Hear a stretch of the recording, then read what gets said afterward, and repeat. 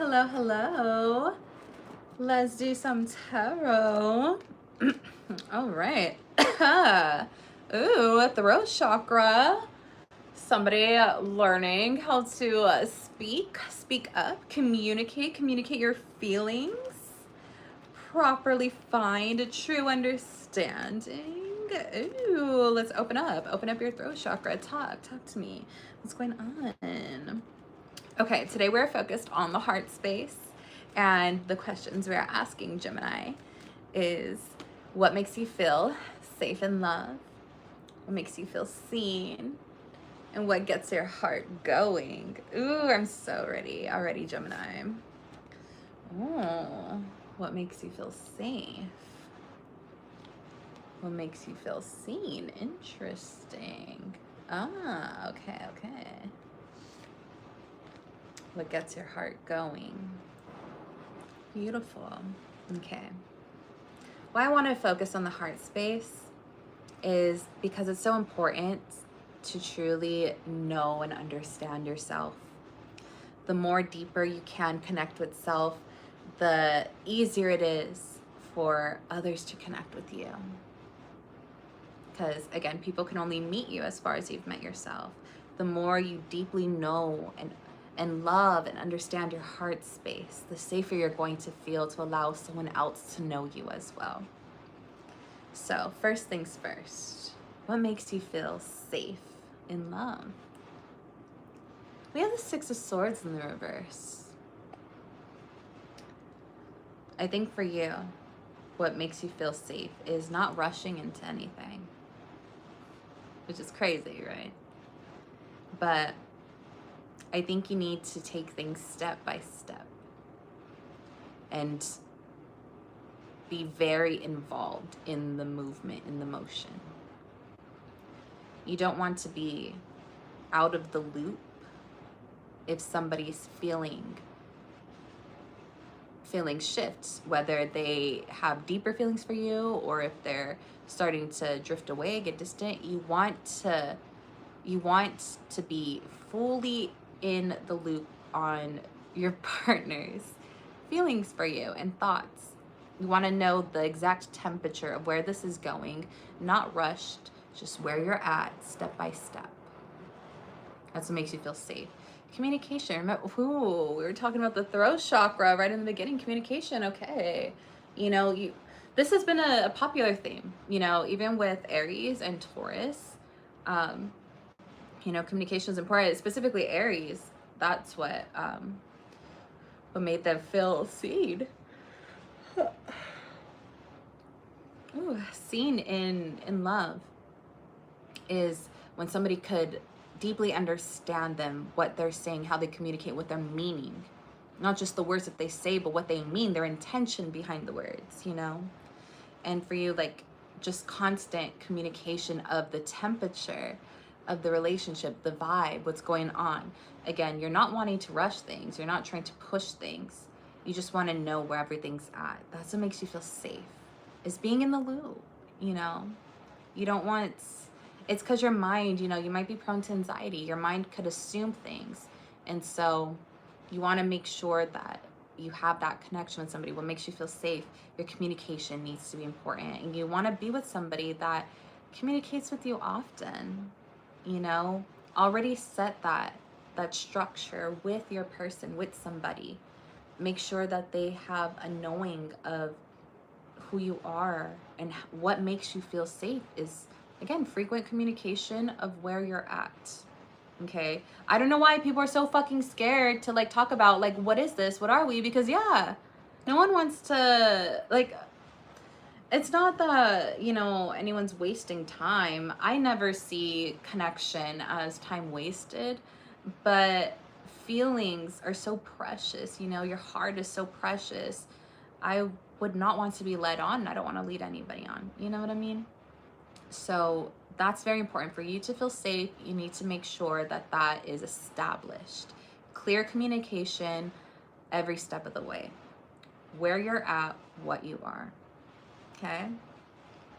What makes you feel seen now? This is what's crazy right here. The Death card.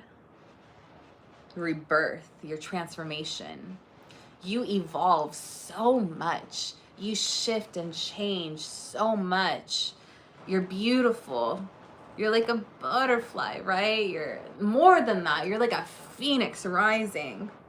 And what makes you feel seen is when somebody can acknowledge that within you, can acknowledge your shifts, can acknowledge your evolution, can acknowledge when you've experienced a death and rebirth. That's what makes you feel seen. Someone that honors that, that reverence that, you know, that holds space for the I want to say sanctity of it, sacracy.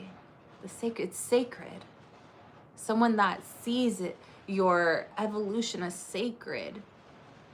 You know, you're not the same old. You're not just any ordinary bitch, okay? You evolve, and so beautifully and so deeply. And when someone can acknowledge that within you and see that within you, that's what makes you feel seen. Okay. What gets your heart going, Gemini? What gets your heart going? We have the 8 of Pentacles.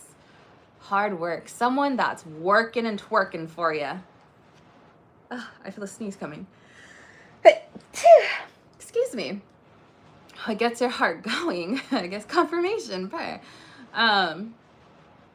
When someone is willing to put in the work, you love that. You're also such a hard worker. Your work ethic is beautiful. What gets your heart going is also, you know, the 8 of Pentacles. It's excellence. When you got a project, a passion, something you could put your all towards. You love working on things. You love having, you know, goals and visions, and you love putting in the work in your relationships. You love that shit. You love investing in somebody. You love that. That gets your heart going. Stay consistent. Keep building off what's already there, okay? Whenever you may feel like you're in a slump or a low spot, find a passion project, something that you can physically put your hands on. Something that you could work on. That's what's gonna get your heart going. That's where your passion is in the works. It's in the works. It's excellent. See, like, here's the thing. It's not necessarily what comes of it, because it's all these beautiful things that you have and you've worked on and you're doing. What gets your heart going is the work.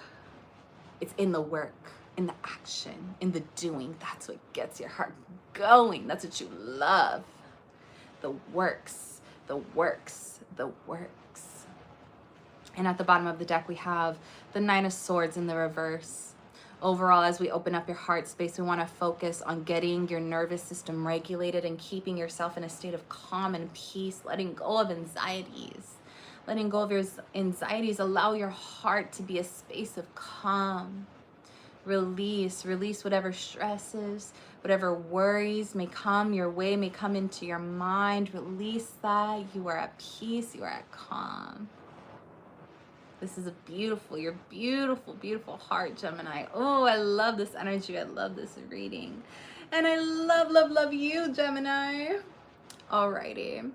If you would like to book a one-on-one reading with me, I have all the links in the description below. I have 30-minute readings as well as 60-minute readings, and I also do manifestation coaching. So I have that in the description available as well. And I have a new service. It's called After the Cards. It is a 3-week tarot aftercare journey. So week number 1 is a 60-minute deep dive. Week number 2, you get 2 30-minute integration sessions. And week number 3, you get 3 15-minute gentle check-ins and closure. So your aftercare includes video recordings of each session. It includes the detailed notes. You're also going to get personalized affirmations, because like I said, I'm a manifestation coach. You're going to get journaling prompts for reflection. And I'm going to send you one text once a week. And that text is there to empower you, there to encourage you. Oh, hello, Amy. And there to remind you that you are not alone, okay? I love you and I'm holding you. But oh my gosh, hello, welcome. I'm about to go. I'm about to head outie and go for another little break. But I'm going to be back at 8 o'clock. And I will be here just in time for Cancer's reading. So if you are a Cancer, if you love a Cancer, if you have a crush on a Cancer, if you just want to hang out, I'm going to be back in 10 minutes, okay? At 8 p.m. It is 7:50. So I do have to go. Oh my gosh, you're a Cancer? Yes, definitely be back for the next reading, okay? I'm going to jump back on live at 8 p.m. So it's 7:51. I'll be back in 9 minutes, okay? Okay, gotta go. Love you. Bye.